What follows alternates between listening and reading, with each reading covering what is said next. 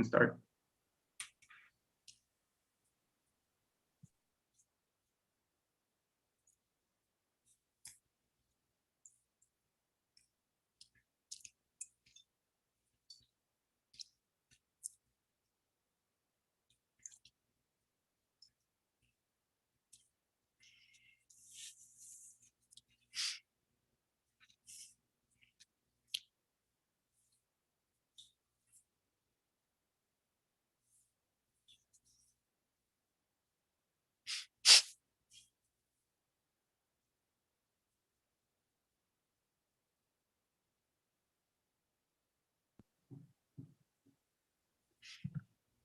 Okay, well, yeah, thank you everyone for coming.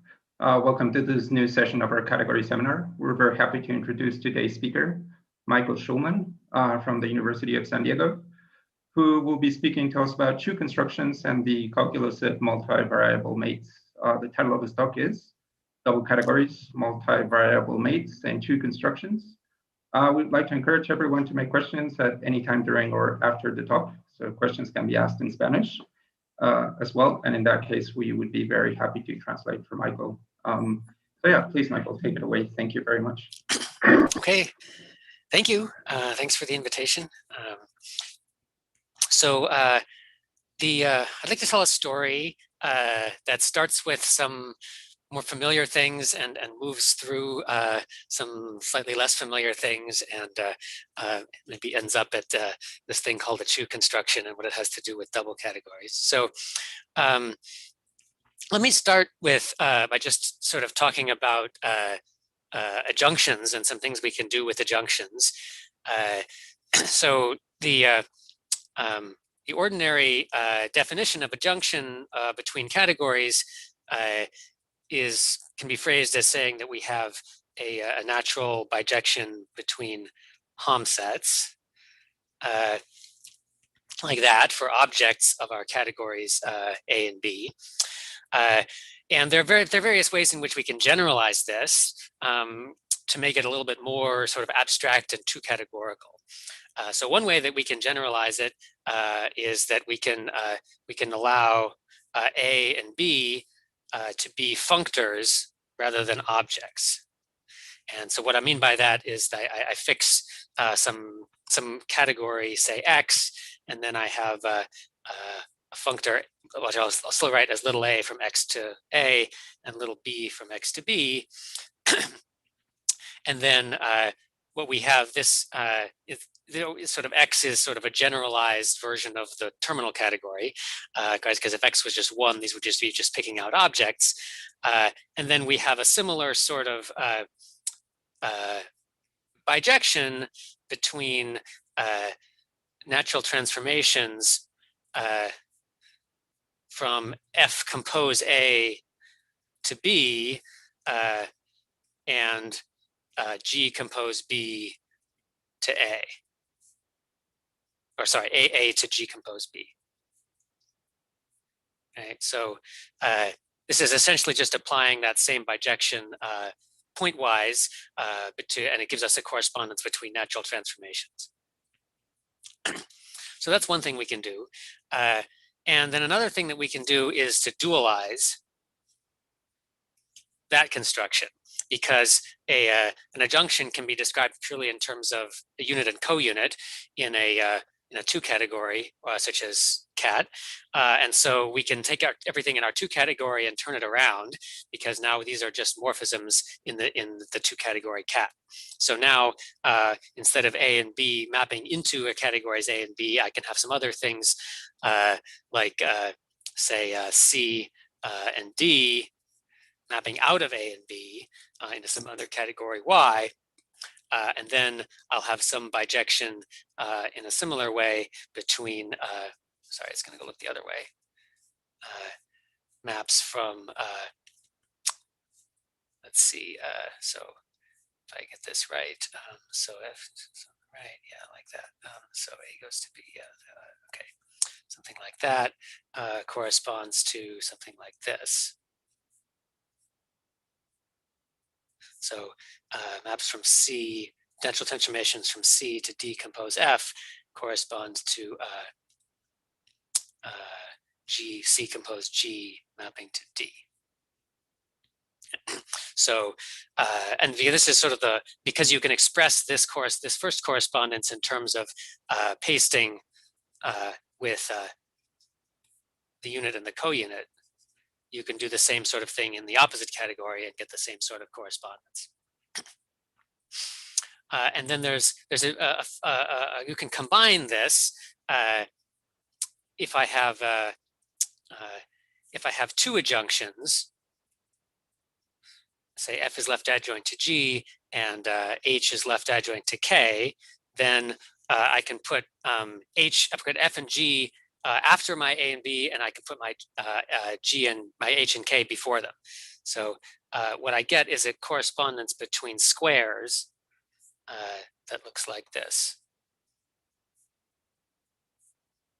or bijection between squares. So I've got a pair of functors A and B go on the left and the right, and I've got sorry, G goes the other way, and I've got my adjunctions H and K and F and G on the bottom and the top, and there's a bijection between two cells of this form and two cells of this form that I can get by composing with the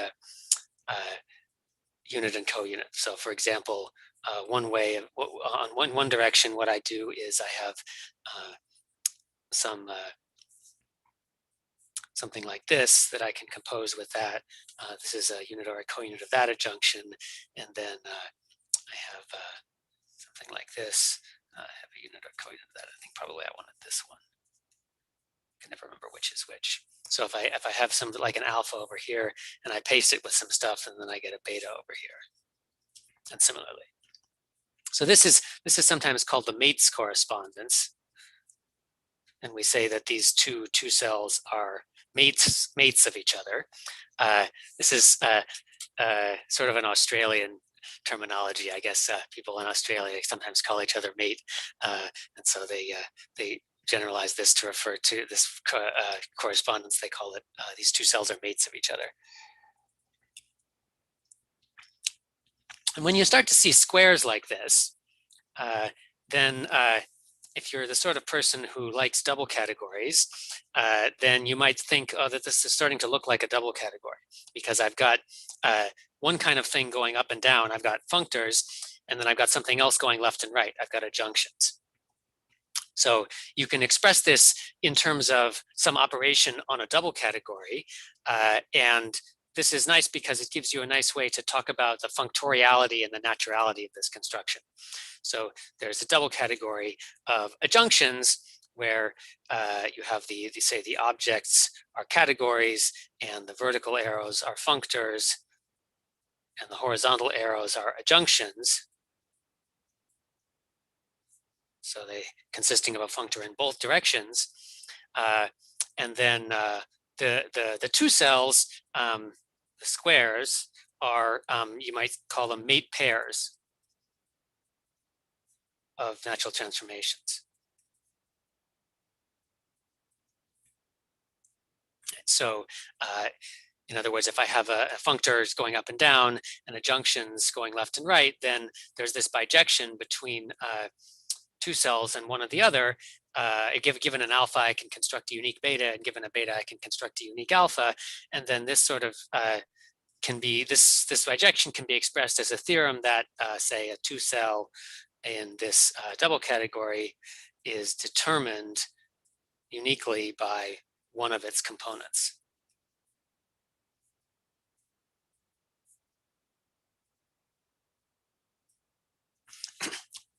That's one way of phrasing this theorem. There are other ways to do it. I mean, if you look back at the first reference for this, I believe is in a paper by I think it's Kelly and Street on review of the elements of two categories, and there they do it by saying you have two different categories, double categories of adjunctions, where the two cells are defined in the two different ways, and then there's an isomorphism between these double categories that sends one two cell to its mate.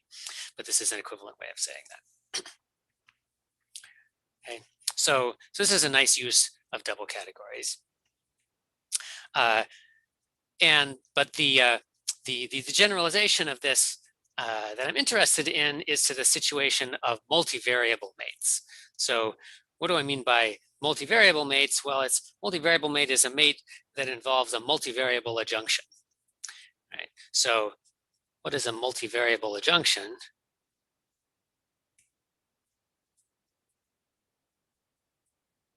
So a multivariable adjunction is something that involves three categories, A, B, and C.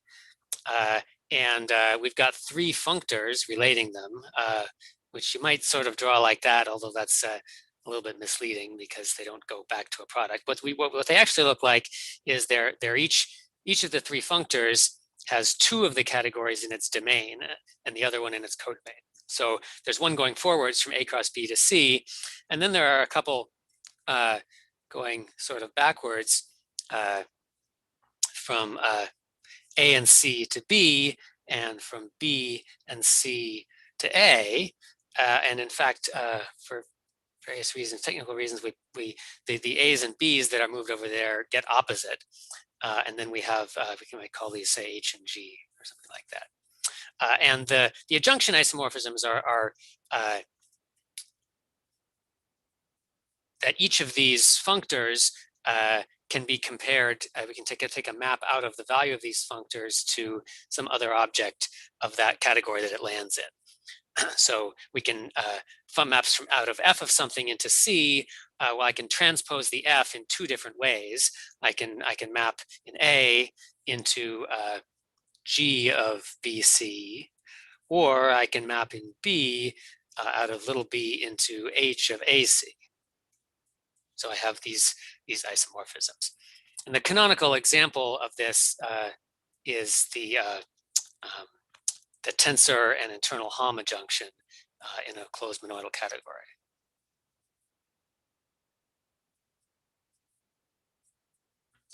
Where in that case, sort of A and B and C are all some category, some monoidal category V, and F is this tensor two variable functor, and then G and H are some sort of internal Hom operations. If it's symmetric monoidal, then G equals H, or is isomorphic to it. If it's not symmetric, then G and H are sort of a left Hom and a right Hom that satisfy this universal property.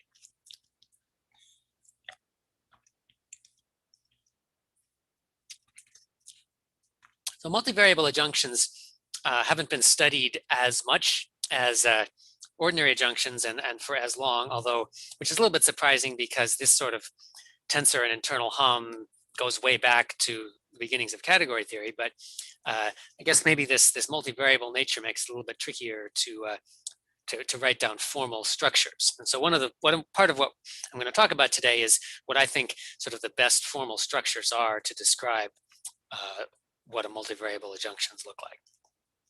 But the point, I mean, so just before I say something about that, let me mention that there are sort of mates. There is sort of a mate correspondence for multivariable adjunctions. And one way to talk about this is to reduce the multivariable adjunctions to single variable adjunctions. So you can say, like, for a fixed object, you can have like f of a blank is left adjoint to H of a blank as functors between B and C. And similarly, we have three other single variable adjunctions. And so we can talk about mates there, and that's good enough for some purposes.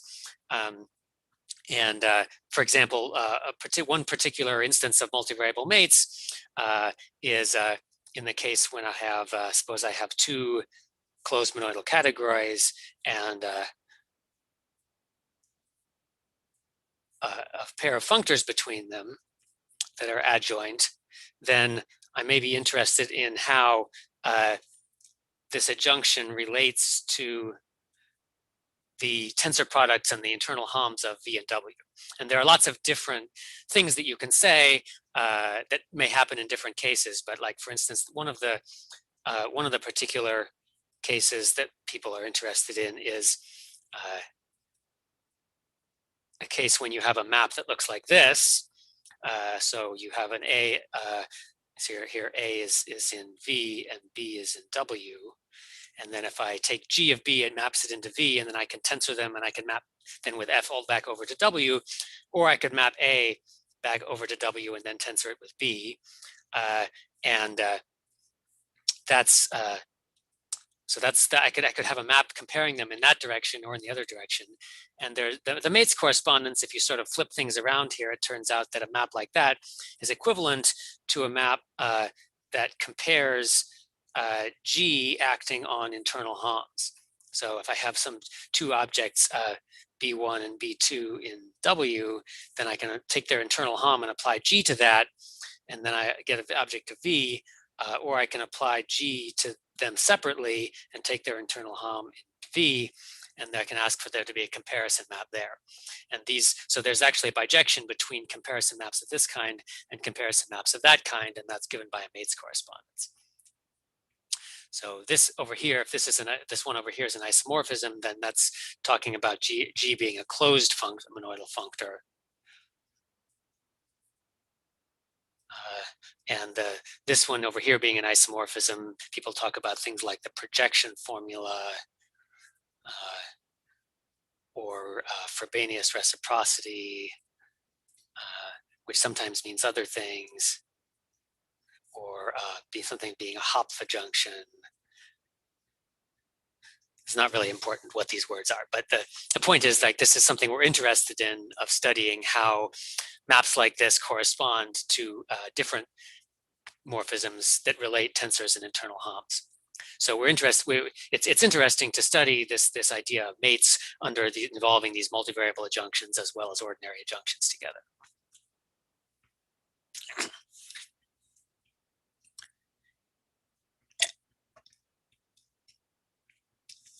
So we'd like to have some sort of abstract framework to talk about multivariable adjunctions and maybe two cells and mates between them.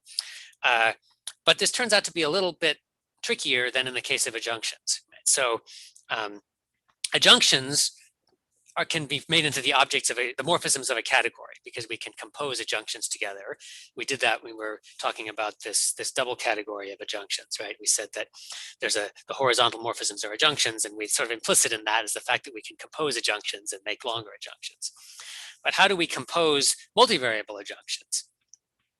So it's maybe just to say the obvious, I mean, a multivariable adjunction is not just an adjunction whose domain is a product of categories, right? Because that would involve a functor back from C to A cross B, and instead we have these two different functors going back, and A and B appear in their domains as well. So it's something different.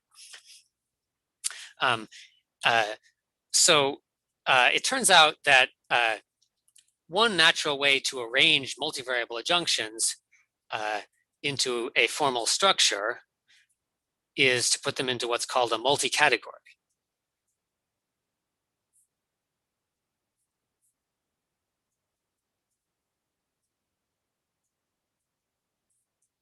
So a multi-category is like a category where we allow the domain of a morphism to have more than one object in it.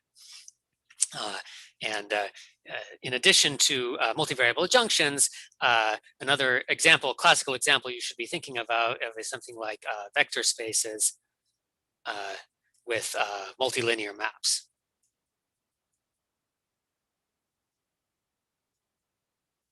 Right, so a multi-category has a collection of objects, and it has Ham sets that we usually write like this: M of say A A1 dot dot dot up to AN with commas, and then a semicolon, and then the codomain. So these objects are all the domain, and this is the codomain. So you can think about this as kind of like an arrow that has a bunch of inputs and a single output. So in the case of vector spaces, then this would be a multilinear map. So it would be a function v1 cross up to vn to w, which is linear in each argument separately. That would be a multilinear map. And then in the case of multivariable adjunctions, we have a double category, say MAdj, where the objects are categories, and where a morphism, one of these morphisms in MAdj from, say, A1 up to AN to B is an n variable adjunction. So just like up here, this was a 2-variable adjunction. A 2-variable adjunction involves 3 functors and 3 categories. So now an n-variable adjunction involves n plus 1 categories and n functors. So there's an F that goes from A1 across AN up to B, down to B, and then there's a G1 up to Gn. So each of them is going to land in the corresponding A. And it's got, in the domain, it's got a B, and then it's got all the other A's with ops on them. A2 op cross up to AN op cross B, and then here A1 up to AN minus 1. So each of these is an n-variable functor that lands in one of these n plus 1 categories, and then we have Hom-set isomorphisms like this. So at B of some value of F, mapping into some object B is isomorphic to, say, A1, mapping from little a1 into G1 of all these other guys, and so on for all these other ones. So all these Hom sets are isomorphic. So in the 2-variable case, that gives us what we had up here. So when n equals 2, which is what we had before, when n equals 1, this is an ordinary adjunction.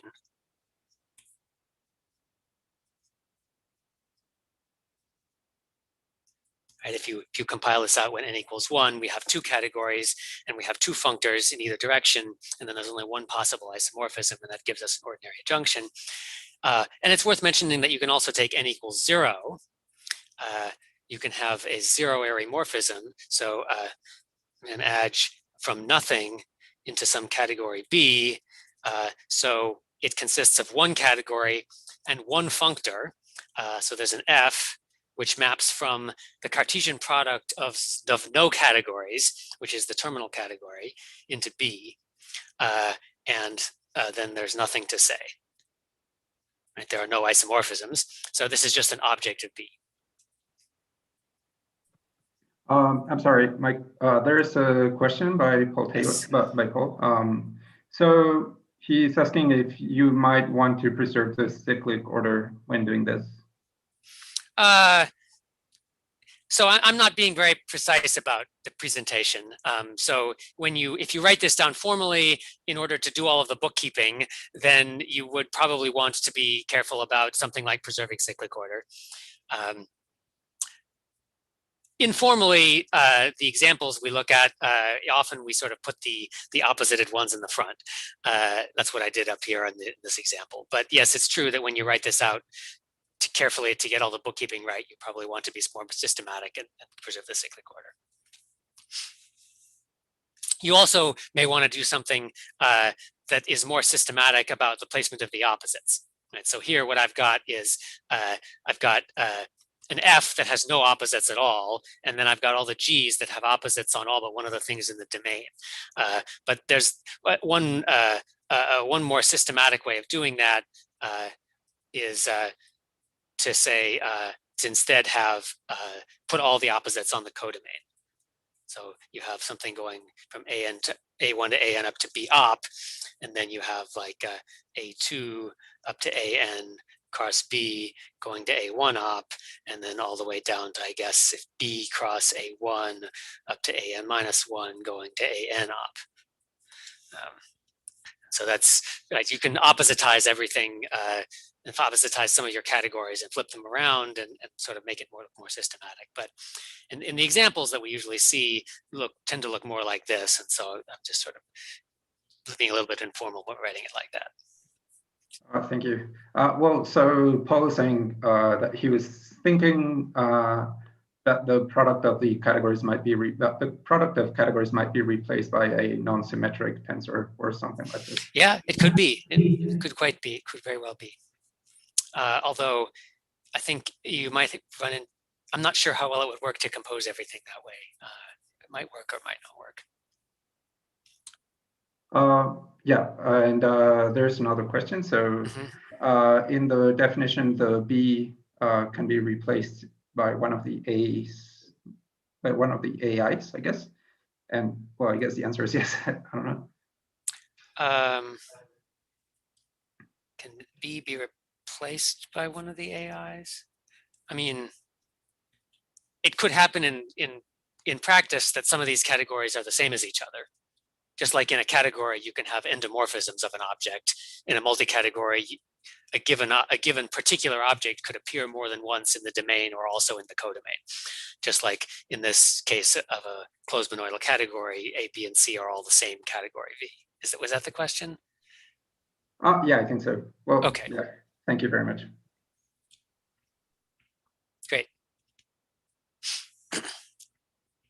Okay, so multivariable adjunctions form a multi-category, and you can take this perspective and write down a formal structure which will allow us to talk about multivariable mates in a formal way. And this is in fact what Eugenia Cheng and Nick Gursky and Emily Reel did. So they studied multivariable mates using a multi-double category, or maybe I'll actually add a cyclic multi-double category.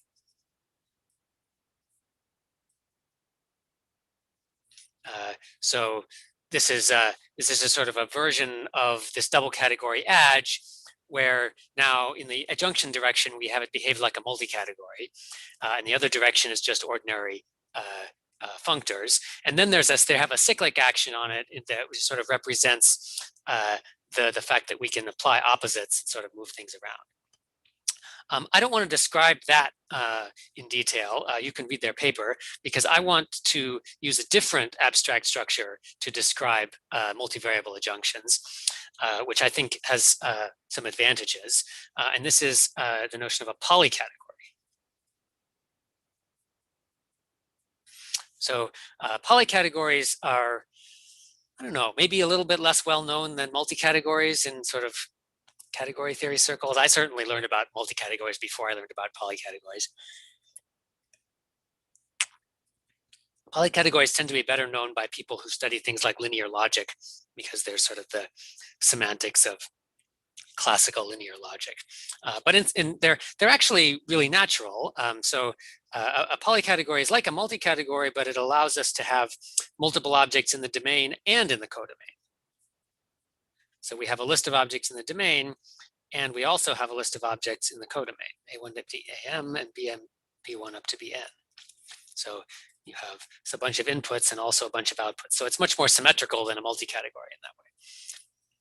Now, saying that, just that I can have multiple things in the domain and multiple things in the codomain is not really enough to specify what a polycategory is, because there are actually lots of different categorical structures that allow multiple things in the object in the domain and multiple things in the codomain. So one of them is what's called a prop, or a colored prop.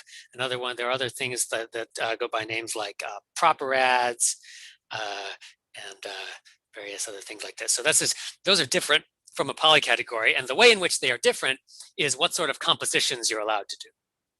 So in a polycategory, the only kind of composition you're allowed to do is if you have one morphism of these kinds and another morphism of these kinds, and one of the objects of the output of one matches the outputs in the input of the other one. Then you can compose them along that one single object.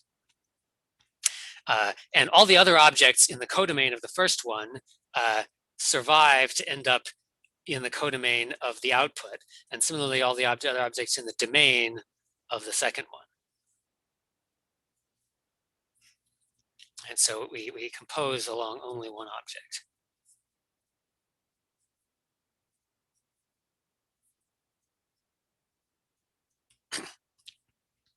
Now, this picture that I've drawn here, where I have sort of these strings crossing over each other, might suggest that we have to be using some symmetry here.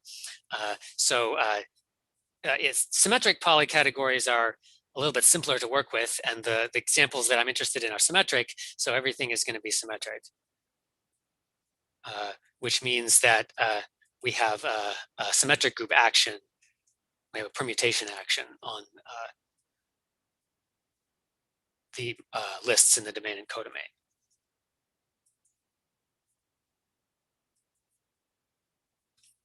So if I have a morphism from A, B to C, D, then I can swap things around and turn it into a morphism from BA to DC, and so on. There are also non-symmetric versions of polycategories, but they're a little bit fiddlier to work with. For instance, you can sort of restrict this composition to the case where nothing would ever, no arrows, no strings would ever have to cross over each other, or you can maybe allow them with some sort of cyclic behavior or something like that. But today everything is symmetric. Sorry, so a morphism has like a labeling, like a morphism, you like in the, if you have two morphisms that like the ones that you drew, you keep track of which object you're going to concatenate with? That's right. You have to choose which object you're composing along. Okay, thank you. So if this is if this is G and this is F, and this string here represents an object which is A, then the composite, I could call it as F composed along A with G. But I mean, technically, even that notation is ambiguous because the same object A might appear somewhere else. Right? So really, I should be indicating the index at which I'm composing. But usually this sort of thing is sufficient to disambiguate. You could say F compose I, G, or I comma J, maybe, when this is the ith output and the jth input.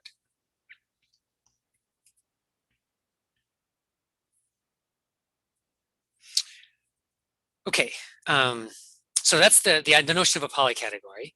And of course, this is composition is associative and unital and so on. I guess maybe one other thing to notice that you can compose only along one object. So that means you can't do something like this. But you also can't take two morphisms and set them next to each other. There's no sort of tensor product operation of anything like that. So I claim that multivariable adjunctions are a polycategory.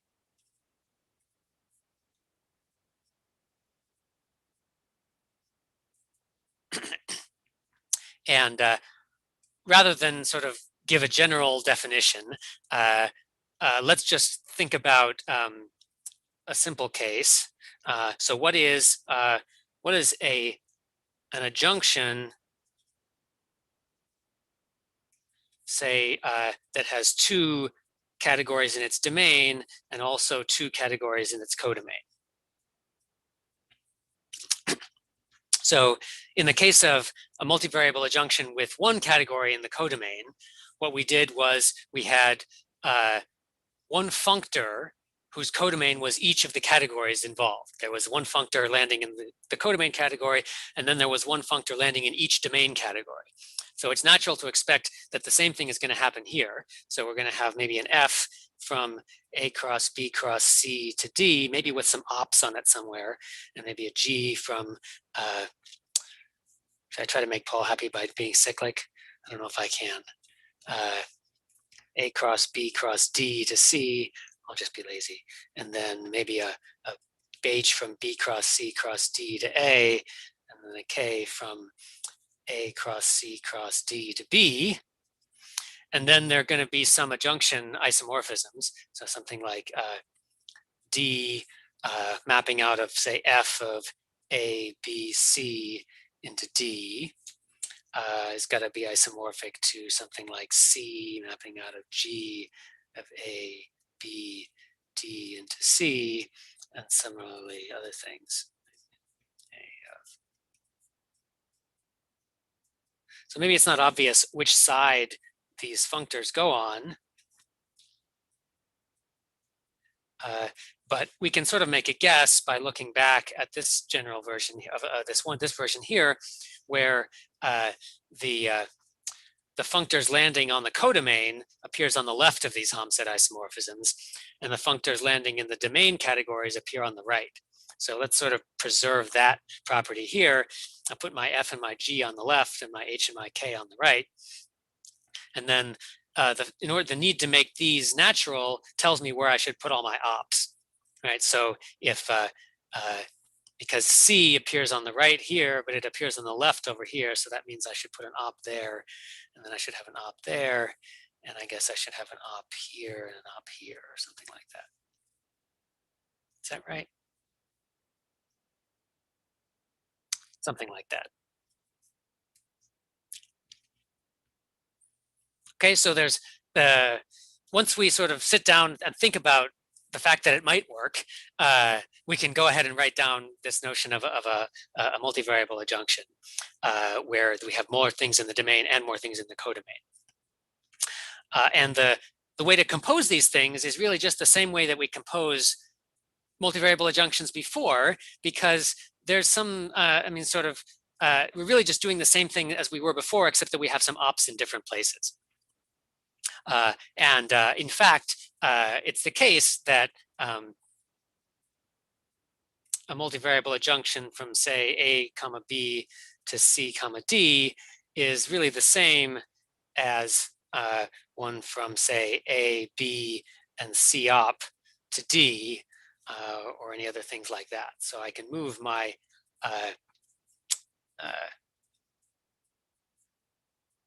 categories from left to right, from the domain to the codomain, by putting ops on them. So in a sense, this is really capturing the same information, but it has certain advantages. One advantage is that it allows us to represent things like contravariant adjunctions in a direct way without needing to put an op into the statement. So say, for instance, what does it mean to have a multivariable adjunction from nothing to C and D? So this consists of a couple of functors, say H from C op to D and K from D op to C, with Hamset isomorphisms, say mapping D into H of C. No, sorry, I think it's the other way around.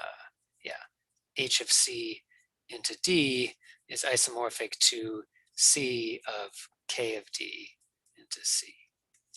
Right, so this sort of contravariant adjunction arises occasionally, and you have to, if you want to write it as an ordinary adjunction with two categories, you have to choose that it's going to be, say, an adjunction from C op to D.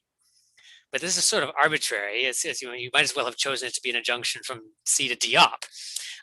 But with this notion of multivariable adjunction that can have sort of nothing on the left and everything on the right, or vice versa, then we can represent this directly in terms of two contravariant functors and a Hamset isomorphism between them. And we can compose it with other things. So that's one nice thing about this structure. Another nice thing about this structure is that the cyclic operation of applying opposites can happen, has a universal property. So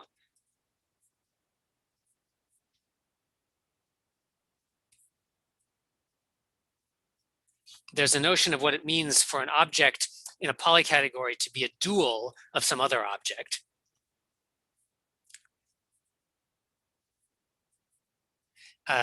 And I'm not going to say exactly what this is, but I'm going to just draw some pictures. So there's, to say that A op is a dual of A, there's a unit map that looks like this. It maps from nothing into A and A op. And there's a co-unit map, which looks like this, that maps from A and A op into nothing. And then there are some triangle equations that look kind of like every other triangle equation in the world. And this characterizes this A op object up to isomorphism or up to equivalence in this polycategory.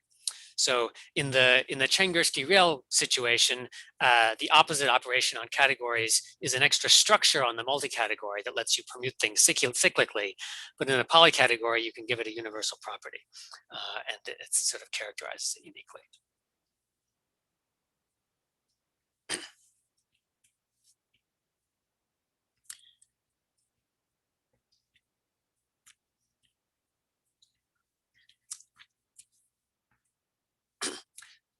So working with polycategories, we can express the multivariable mates construction in terms of a poly double category. And these sort of things are a little bit tricky to give names to. You might want to call it a double polycategory, or it's not clear because that kind of rolls off the tongue a little bit better. But the problem with double polycategory is that it sounds like it's got two polycategories. Whereas in fact, what I mean here is that it's poly in only one direction. So it's got sort of horizontal polymorphisms, but then the vertical morphisms are only ordinary ones.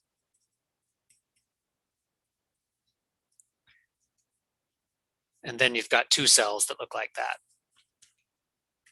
So this is, what I mean here is formally, this is an internal category in the category of polycategories. So it's got a polycategory of objects, which is the objects and the horizontal poly arrows. And then it's got a polycategory of morphisms, which are the vertical morphisms and the two cells.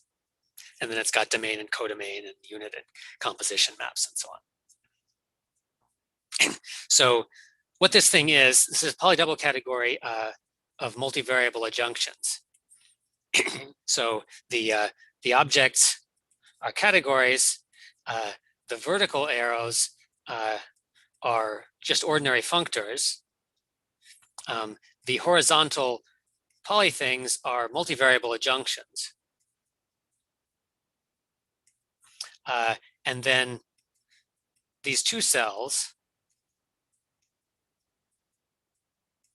are mate tuples.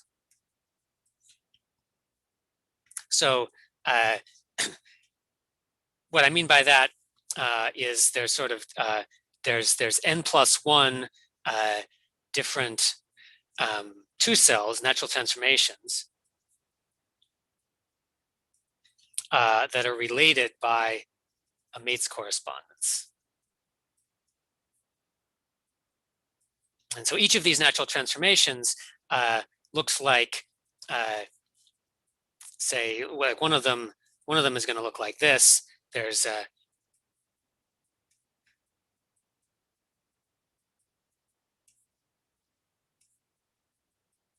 one that looks like that for the Fs. Like if I have a multivariable adjunction on top has an F, and at bottom I have an F prime, and then I can talk about a two cell here.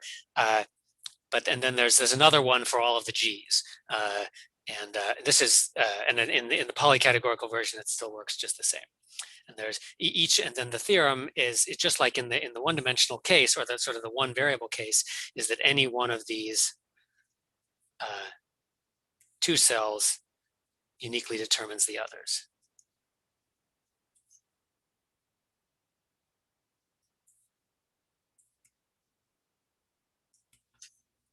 So that's a way of stating this multivariable mates correspondence.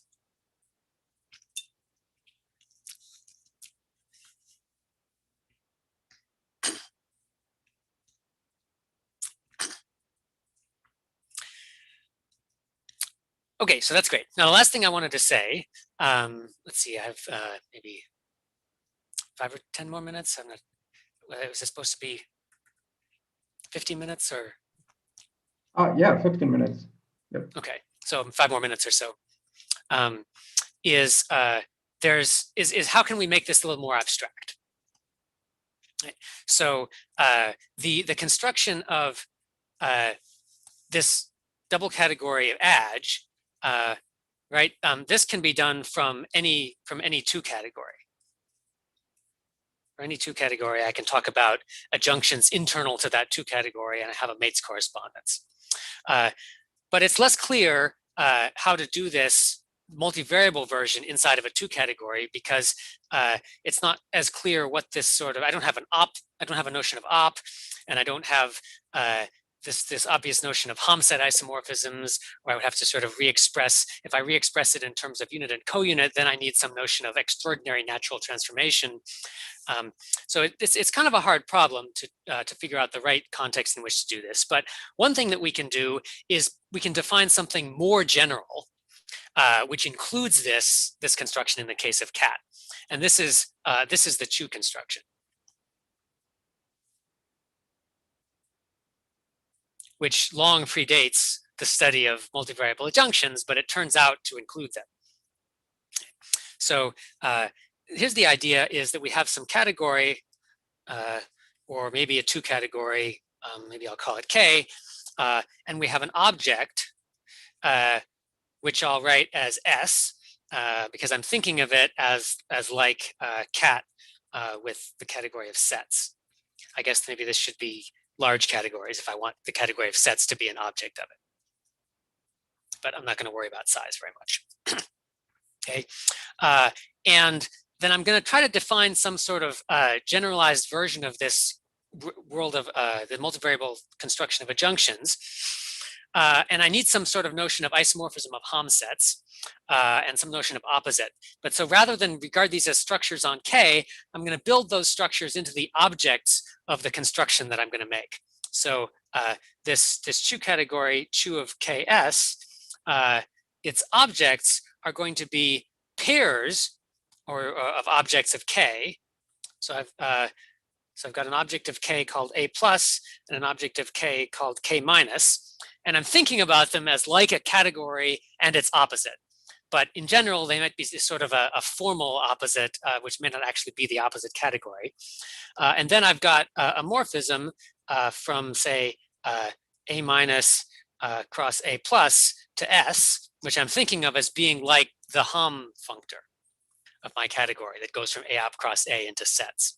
But again, I'm doing something more general. I'm taking this as the data defining an object of this category. And then I can choose what are my morphisms going to be. So there are actually different kinds of morphisms, and I'm going to define this to be a double category. So the vertical morphisms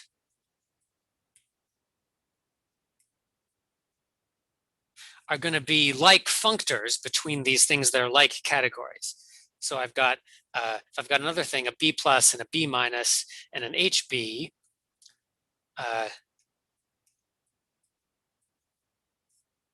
then a vertical morphism is going to consist of an F plus and an F minus going in these directions, and then a two-cell, a natural transformation, or maybe inequality if K is just an ordinary category, between these functors into S.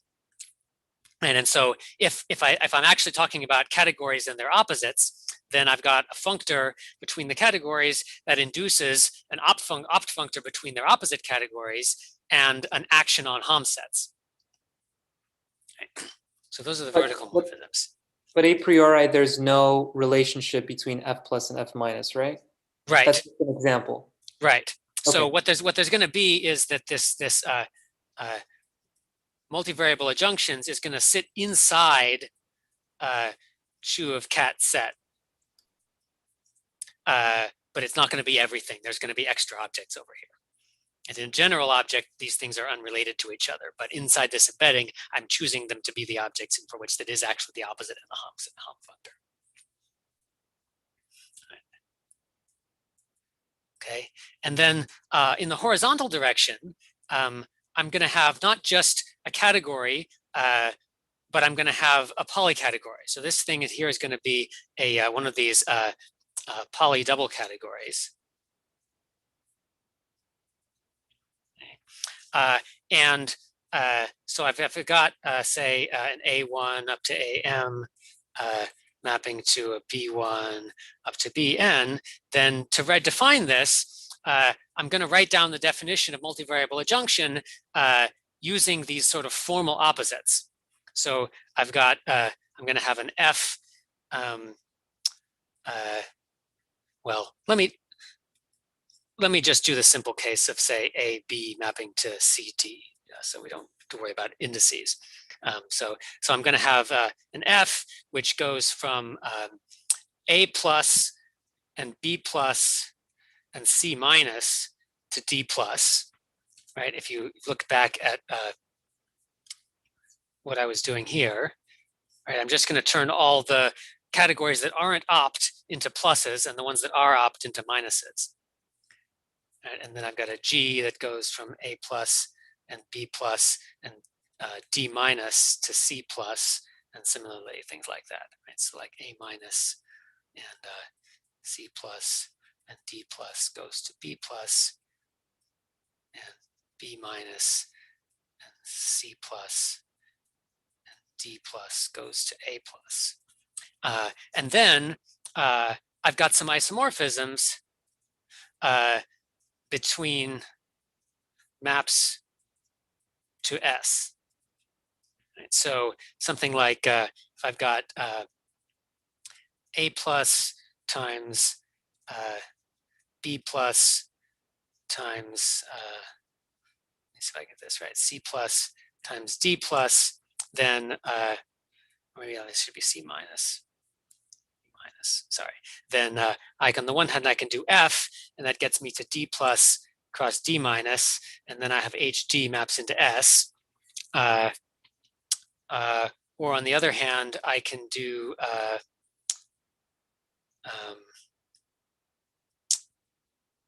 G, which is A plus and B plus and D minus maps to C plus. So that gives me to C plus and C minus.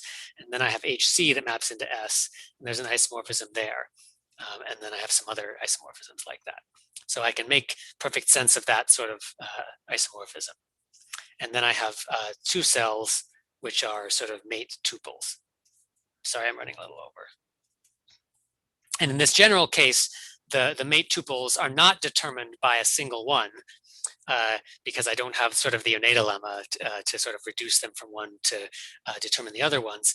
But I can still have a lot of the same properties that I had for multivariable adjunctions. Okay, so the true construction has a lot of other applications, and if people have studied it because it gives you a model of, say, linear logic and star autonomous categories. It gives you sort of a formal home for dualities. In this case, cat set, you can talk about things like Gabriel-Ulmer duality live naturally inside of the true construction because you can switch the plus and the minus components. You have this sort of natural duality there. But the point, sort of the main point that I wanted to make is that this notion of multivariable adjunction assembles naturally into a polycategory that naturally lives inside this true construction, which is sort of an abstract, can be viewed as an abstract generalization of that. All right, I'll stop.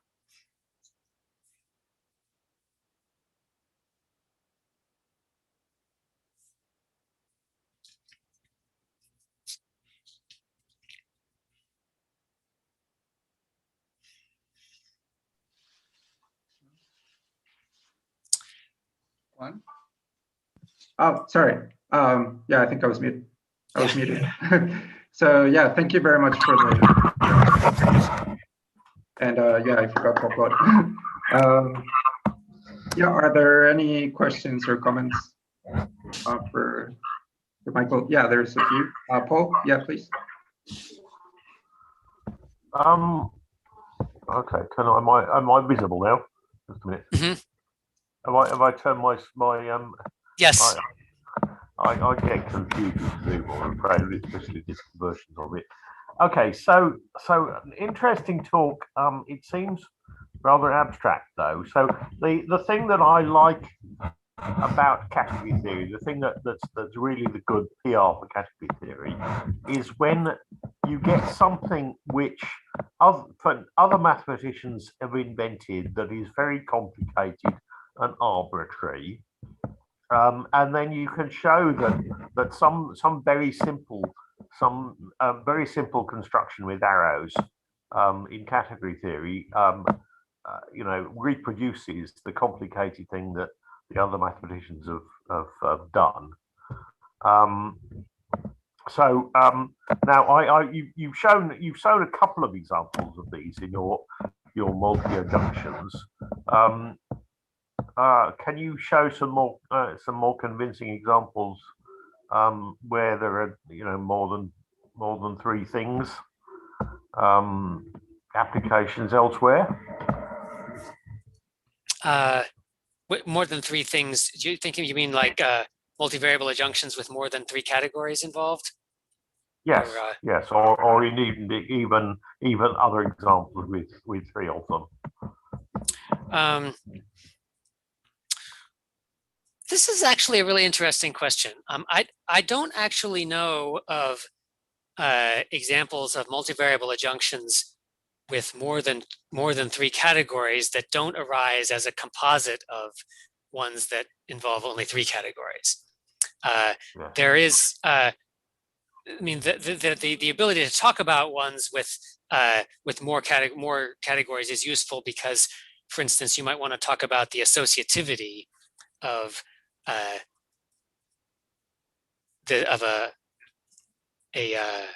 binary one. Yeah. Okay. Right. So you have some monoidal category where the tensor product is part of a multivariable adjunction. Then you have an associativity isomorphism here, and so then that has mates which tell you about how the tensor product interacts with the internal humps in some sort of associativity way. And then there's some coherence law for that, which involves four things in the domain, and so on. So that's one example. Another example that sort of shows the value of this polycategorical approach with allowing multiple things in the domain and codomain is in a polycategory, you can define the notion of a Frobenius object, where you have, so this is an object where you have a multiplication and also a co-multiplication. So this is a monoid and a comonoid. And then you have the Frobenius laws hold that if I take two things and multiply them and then co-multiply them, that's the same as co-multiplying the first one and then multiplying that, and similarly on the other side.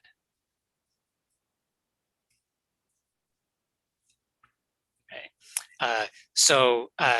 In particular, and so the generating morphisms only involve three categories, but the laws you're interested in, like associativity, involve four, and these things are composed in different ways. And you can generalize that to a pseudo-Frobenius object and that make these isomorphisms that satisfy some coherence laws. It turns out that a pseudo-Frobenius object in multivariable adjunctions is more or less the same as a star autonomous category. Okay. So is that something that non-category theorists invented? Well, I don't know, it depends who you call a non-category theorist, I guess, or invented, but. Yeah. Well, they look like new examples, yeah. Okay, can I ask another question while I've got the floor? Sort of to, so I came here, as it were, to because you were going to talk about tube constructions, and I've been playing with variations on tube constructions myself. I'm wondering where the canonical place is for standard category theory on tube constructions. I know that Von Pratt gets most of the publicity for this, but I was thinking, but he has tube constructions over the category of sets. I'm wondering who, I mean, Bob Perret might know this one. Who's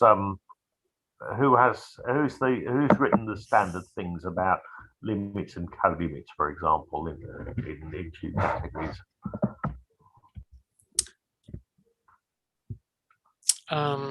What do you know that one?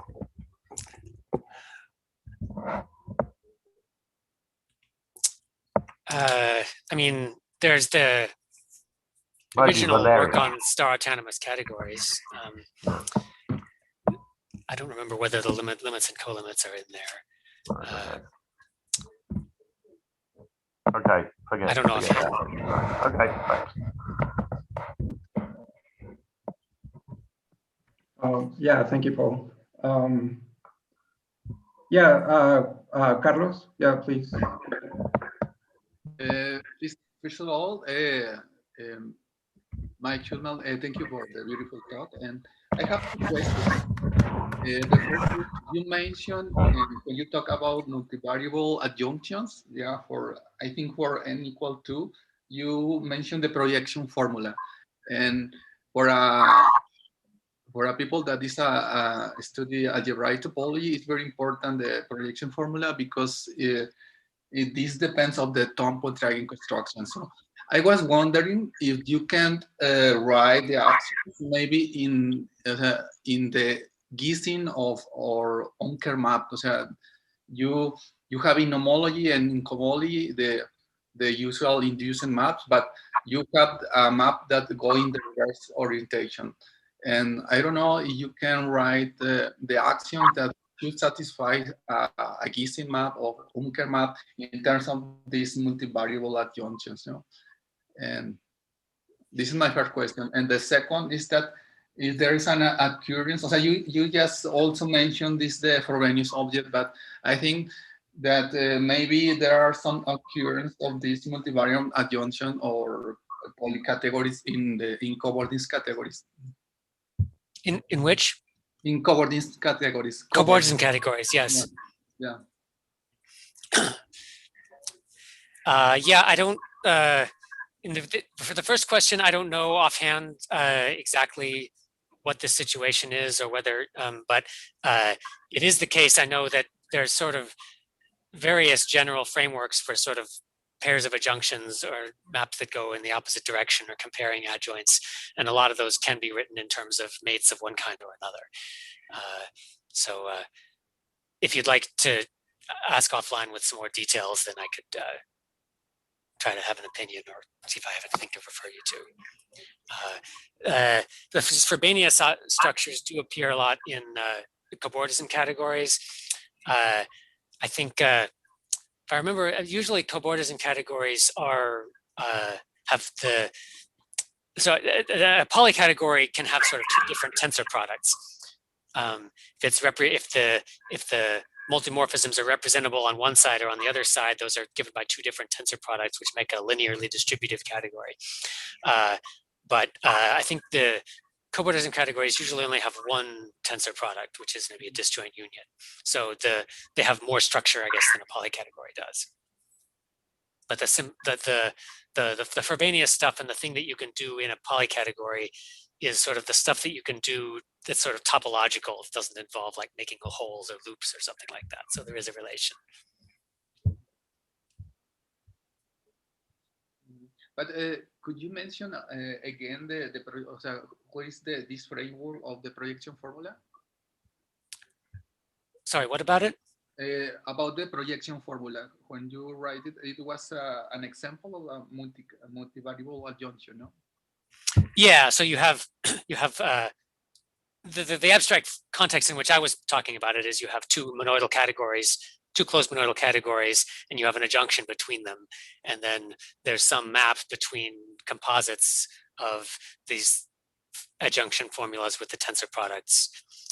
There's the paper that I always go back to when I'm wondering about this stuff is called Isomorphisms of Left and Right Adjoints by May and Hu and maybe somebody, Fausk maybe.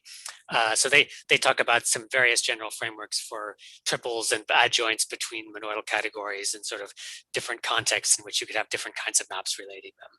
So it might be worth having a look at. Okay, thank you very much, Mike. Okay.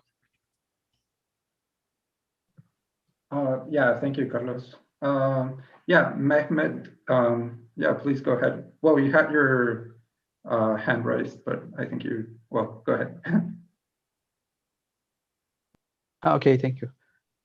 I just write the question, by the way.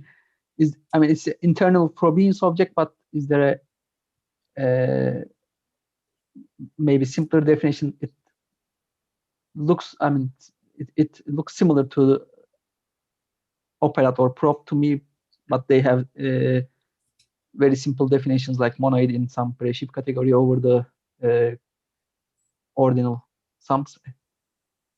So does a polycategory has a definition like this?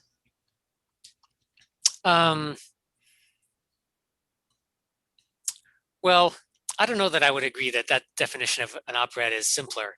I would say that you've just taken the ordinary definition and wrapped it up into a complicated monoidal structure. Okay. But Yeah. I mean, known like in terms of much familiar things, maybe. Yeah, you're right, of course. yeah, I don't know offhand whether it's exactly a monoidal structure that you can, that you could write down, but it might very well be. I mean, you can. It's a composition operation, very much like that in a multi-category or an operad. So there's it wouldn't be surprised if there was some kind of substitution product. Okay, thank you. Yeah, thank you very much, Mehmet. Yeah, Arthur, please go ahead. First of all, thanks for your talk. And I just have a small, maybe basic question about the Chu construction.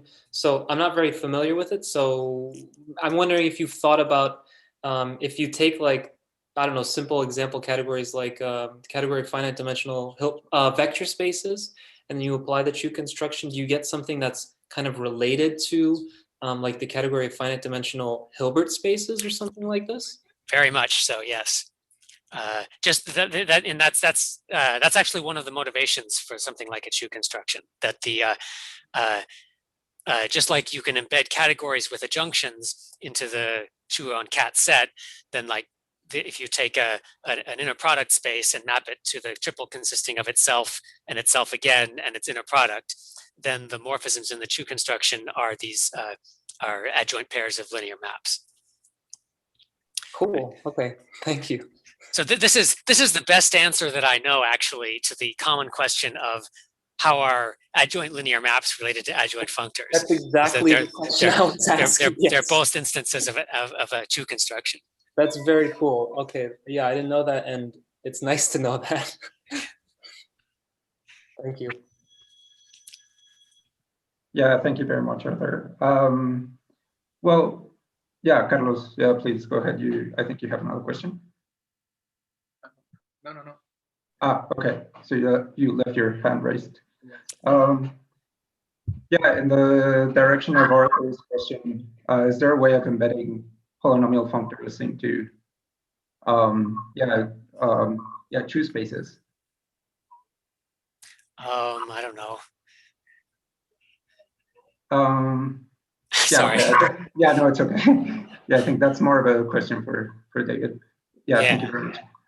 Yeah, Paul, go ahead. I think you have another question. I was just going to comment on the previous point.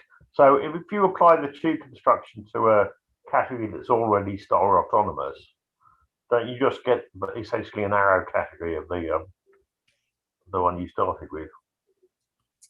I'm just actually, or to make that question more abstract, what is the Chu construction as a monad? What's the multiplication of the monad? Well, so the monad, sorry. The abstract context in which I like to talk about the Chu construction is that sorry, just a moment here. Let me get my screen back. Oh, that's weird.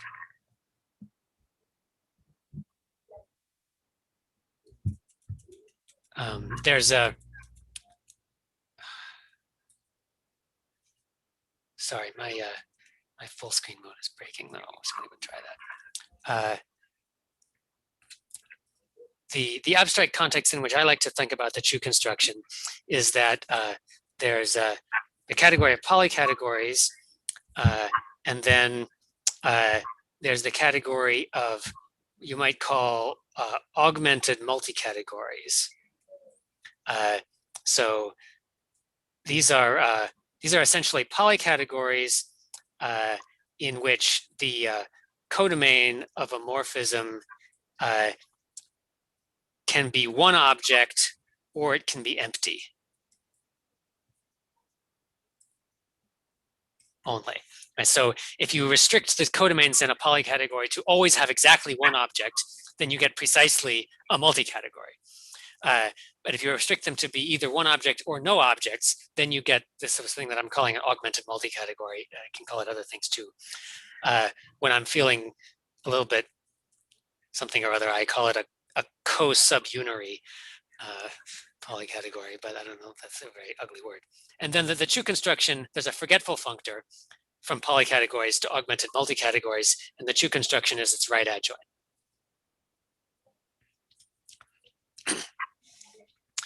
So it's a monad on the category of polycategories in this sense, but I don't know what its algebras are in that situation. I generally tend to think of it more as in terms of polycategories being the co-algebras for this induced comonad on multi-category, all the augmented multi-categories. Your polycategories rather look like sequent calculus. Yes, very much so. That's and they were invented in fact essentially in order to model linear sequent calculus. Yes. So what you just said, your things you called augmented multi-categories. I can't remember what the results are, but in sequent calculus, there's various ways of restricting it, and you get classical.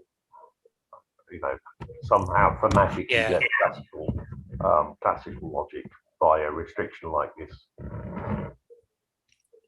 Yeah, there's different kinds of sequent calculus. I've forgotten how it works now, but yeah.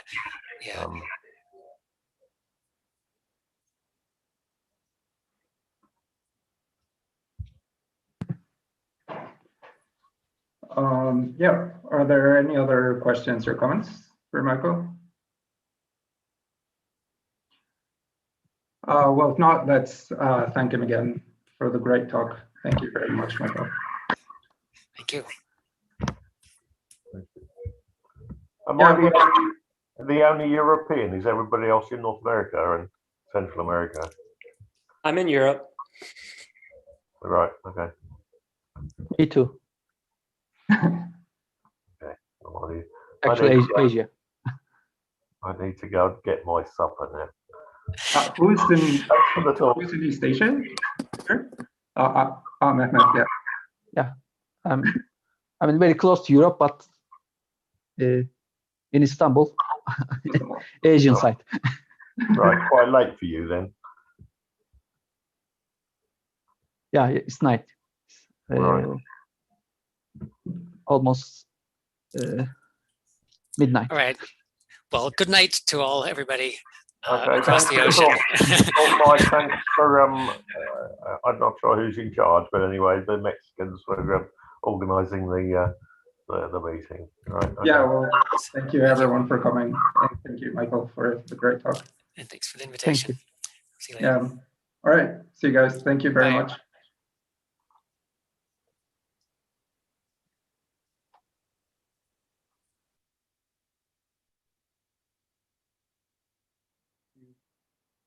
¿Qué onda, Juan?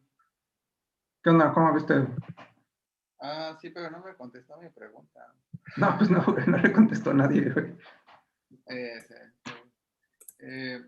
Oye, pues voy a estar, hoy mando un correo para los, entonces, mándame los que están inscritos. Me dijiste, también ahí está Sebas, ¿verdad? ¿Qué ondita? ¿Cómo están? ¿Ya conoces a Carlos? No Pues no, de aquí justo. Ajá, no. ¿Cómo estás? Ahora sí que mucho gusto. Igual.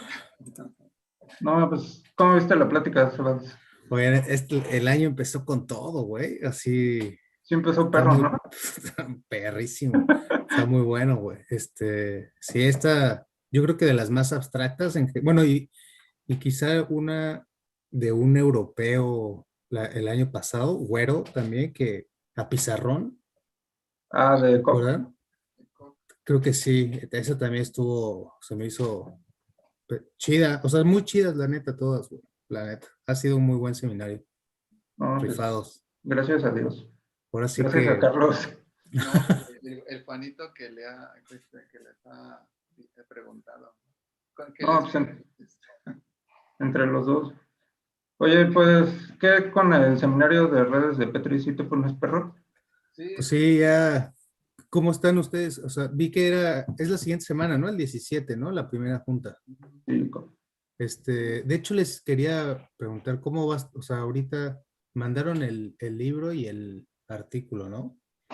O sea, empezaremos con el artículo y viendo el libro, o cómo va a estar el oro, sí. no, pues ¿qué la han primera pensado? plática, la primera es nada más va a ser una plática así muy chiquita. Primero Carlos y luego yo. Y bueno, no sé, o primero yo y luego Carlos, bueno, quién sabe. Pero pues Carlos va a hablar un poquito de lo que se trata el libro y yo un poquito de lo que se trata el artículo, creo. Bueno, más o menos es lo que Ok. platicamos. Y ya luego nos vamos a poner de acuerdo a ver quién quiere exponer qué y cuándo. ¿Sí? Más o menos Va. así, Carlos. Sí, sí, pues esa es la idea. O sea, yo hice una distribución de las charlas y de la parte de estocásticas. Y Juan hizo la distribución de la Oye, no, pero espérate, todavía se sigue grabando esto. Ah, dale, Eh.